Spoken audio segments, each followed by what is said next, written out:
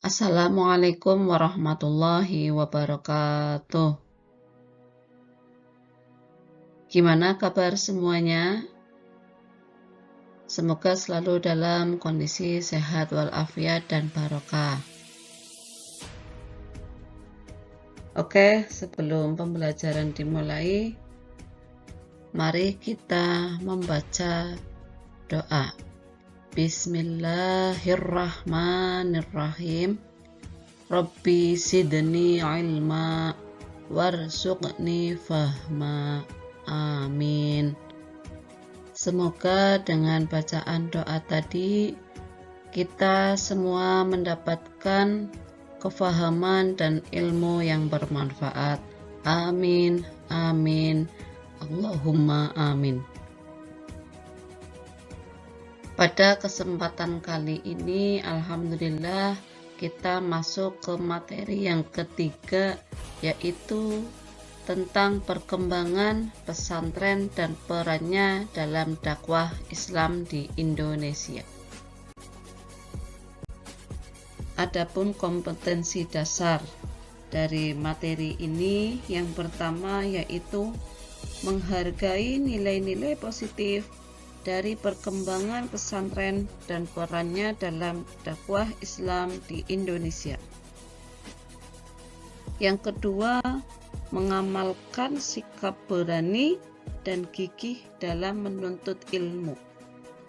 Yang ketiga, menganalisis perkembangan pesantren dan perannya dalam dakwah Islam di Indonesia. Dan yang keempat, menyajikan hasil analisis perkembangan pesantren dan perannya dalam dakwah Islam di Indonesia.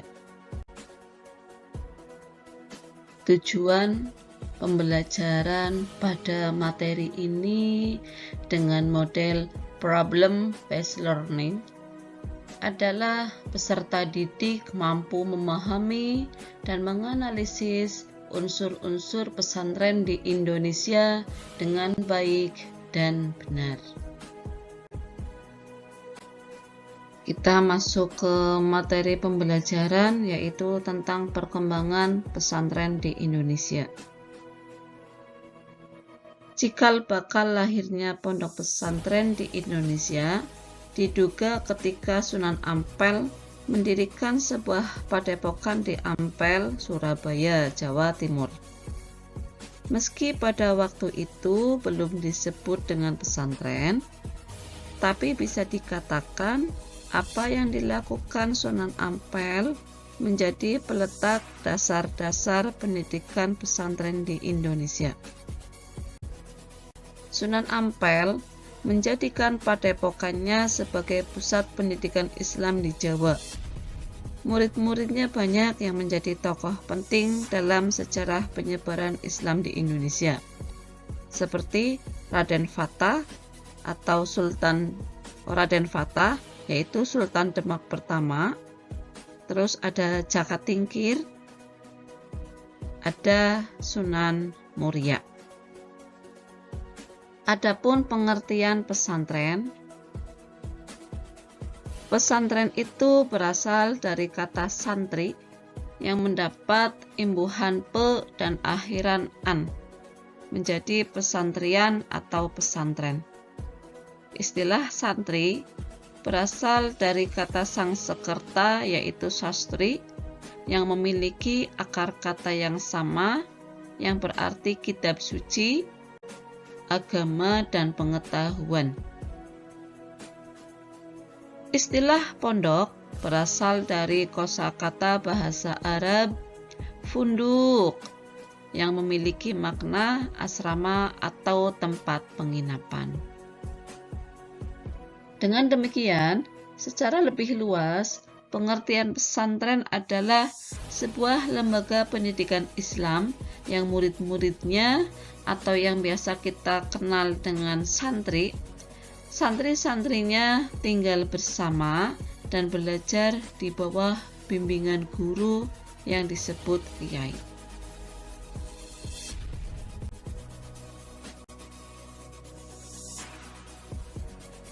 Ciri khas pesantren dapat dilihat dari unsur-unsur pokok yang harus ada dalam pesantren, antara lain kiai, santri, masjid, asrama atau pondok, terus pengajaran kitab-kitab klasik.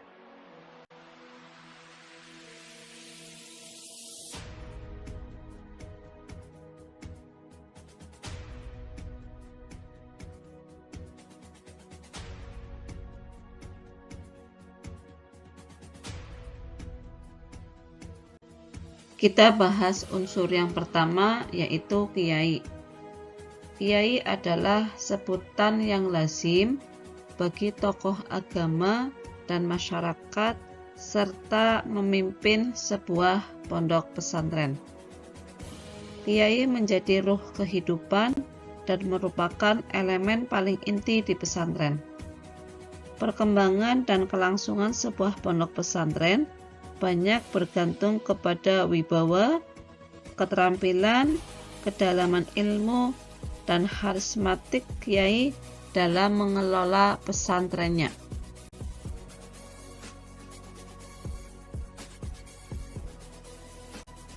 Unsur yang kedua adalah santri. Santri merupakan elemen penting sebuah pesantren.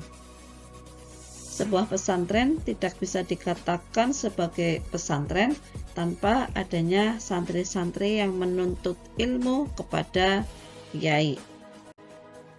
Dalam tradisi pesantren, santri-santri biasanya terbagi menjadi dua, yaitu santri senior dan santri biasa.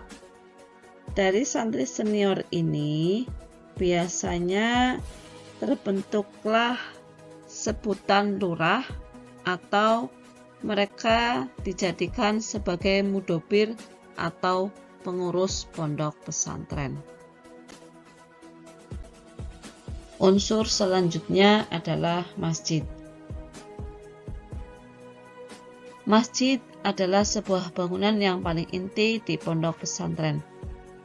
Kedudukan masjid sebagai pusat pendidikan dan kegiatan di pesantren sebenarnya merupakan perwujudan dari sistem pendidikan tradisi Islam. Hal ini juga yang pernah dilakukan oleh Rasulullah SAW. Beliau dalam dakwahnya bermula dari masjid. Dalam masa persinggahan beliau hijrah ke Yasrib, beliau mendirikan Masjid Quba. Demikian juga ketika sampai di Yasrib atau yang kita kenal sekarang dengan nama Madinah, bangunan yang pertama kali beliau dan kaum muslimin dirikan adalah sebuah masjid, yaitu Masjid Nabawi. Dari sanalah cahaya Islam terpancar ke seluruh dunia sampai saat ini.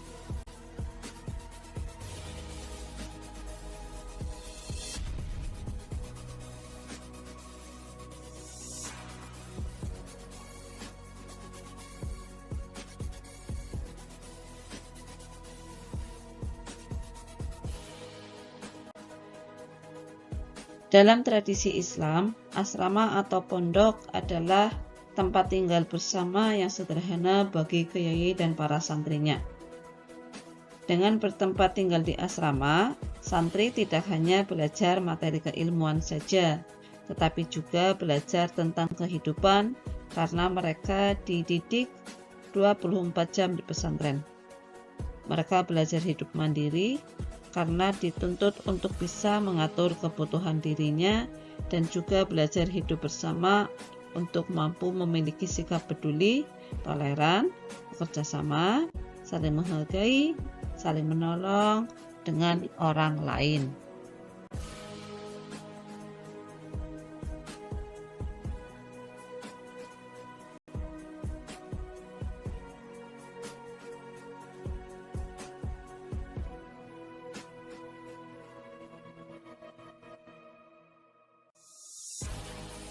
Unsur yang kelima yaitu pengajaran kitab-kitab klasik. Penyebutan kitab-kitab Islam klasik di dunia pesantren lebih populer dengan sebutan kitab kuning. Tetapi asal-usul istilah ini belum diketahui secara pasti. Mungkin penyebutan istilah ini disebabkan warna kertas dari kitab tersebut berwarna kuning. Tetapi argumentasi ini kurang tepat sebab pada saat ini kitab-kitab Islam klasik sudah banyak dicetak dengan kertas putih. Yang lebih tepatnya yaitu dengan penyebutan kitab-kitab klasik. Karena kitab-kitab tersebut banyak ditulis oleh ulama-ulama besar di masa Islam klasik, yaitu tahun 650 sampai 1250 atau sampai masa kekuasaan Daulah Abbasiyah. Pengajaran kitab-kitab ini menggunakan sistem sorogan, wetonan, dan bandungan. Apa itu sistem sorogan dan apa itu sistem bandungan? Sistem sorogan berasal dari bahasa Jawa, yaitu sorog, yang berarti menyodorkan. Yaitu santri dapat menyodorkan materi yang ingin dipelajarinya sehingga mendapat bimbingan secara individual atau secara khusus. Sedangkan bandungan atau bandungan itu berasal dari bahasa Sunda, yaitu ngabandungan, yang berarti memperhatikan atau menyimak dengan seksama. Sedangkan kitab-kitab klasik tersebut digolongkan menjadi kitab-kitab ilmu alat, yaitu ada kitab Nahwu Shorof dan Balaghah. Terus ada lagi kitab fikih dan usul fikih, hadis, tafsir, tauhid, tasawuf, dan tarikh atau sejarah.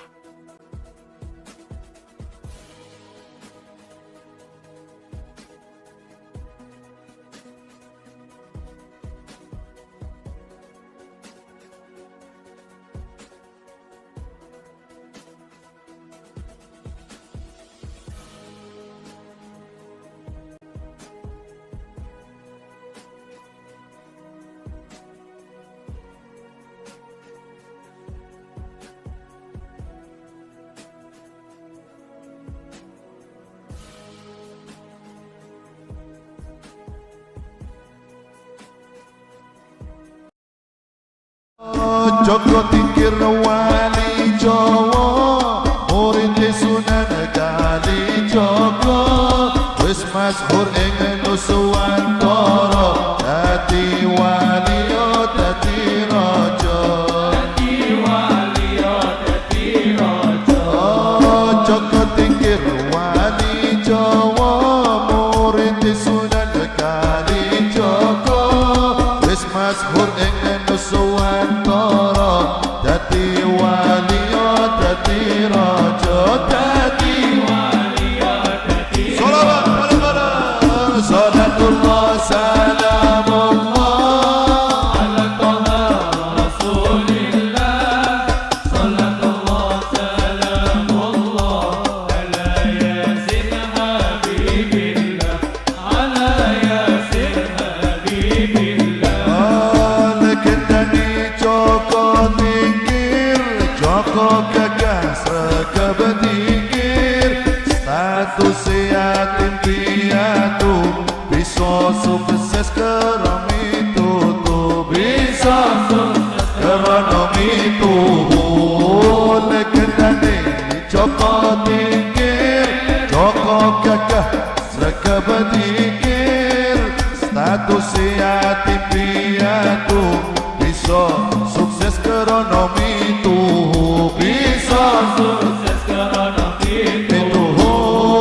Salatullah salamullah ala taha rasulillah, salatullah salamullah ala yasin habibillah, ala yasin habibillah. Abadine ing Demak Bintoro, banjur terus diangkat raja, misine nyebarke agama Islam.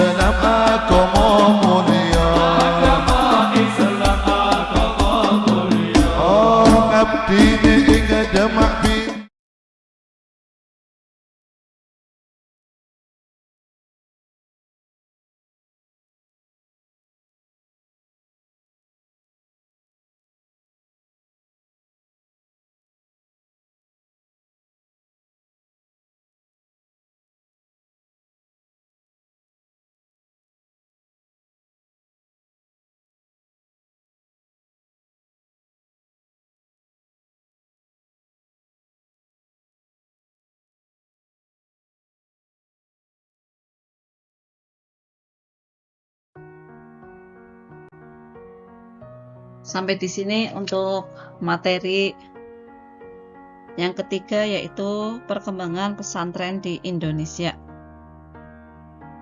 Setelah mempelajari ini, kalian sudah memahami tentang pesantren, hasil dari pesantren. Diharapkan setelah kalian lulus dari MTS, kalian bisa melanjutkan ke sekolah SMA atau MA yang sekalian tinggal di pondok pesantren.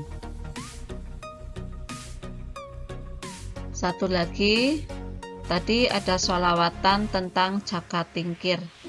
Setelah kalian tahu, kalian jangan lagi nyanyi lagu zakat tingkir ngombe dawet nggih. Ya, itu ada sholawatan tentang zakat tingkir.